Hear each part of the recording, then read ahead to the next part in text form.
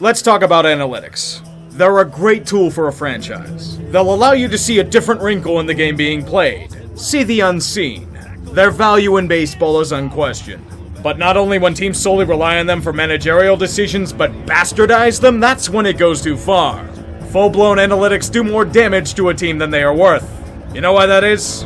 It's because analytics don't account for soft attributes. The situation on the mound, general momentum, player confidence, accounting for mistakes and errors. Computers don't take those into consideration when making calculations. The perfect example of this? Game 6 of the 2020 World Series. Blake Snell was dominating the Dodgers. He was locked in, LA couldn't hit him. His stuff was effective movement, strong control, impeccable. It was a start for the ages. Enter the 6th inning.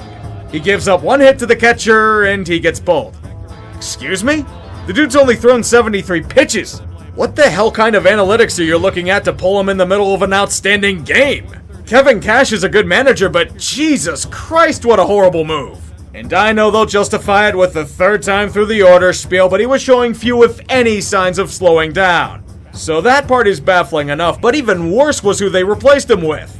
Nick Anderson, a pitcher whose stuff has been unimposing all postseason. Statistically, the worst pitcher on the roster for the Rays. You go from a purely analytical decision to one of gut feel and loyalty.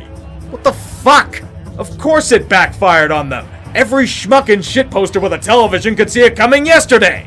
This is the worst managerial decision since Grady Little stuck with Pedro in the 2003 ALCS. This is fireable.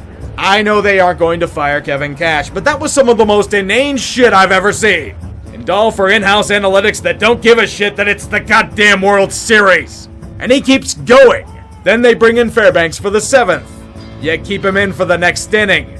Are you trying to get yourself fired, Kevin? What analytics tell you to keep pitching a bullpen guy who's been struggling in a second frame against the top of the order? It's not like this was totally impossible since the Rays bats were only capable of solo home runs most of the time, but dear God, this was a butchering.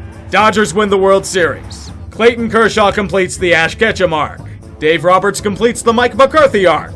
Stuart Sternberg is still a piece of shit who won't give his team a real payroll to work with.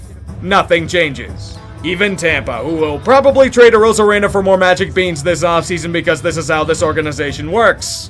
And it will somehow work out in their favor.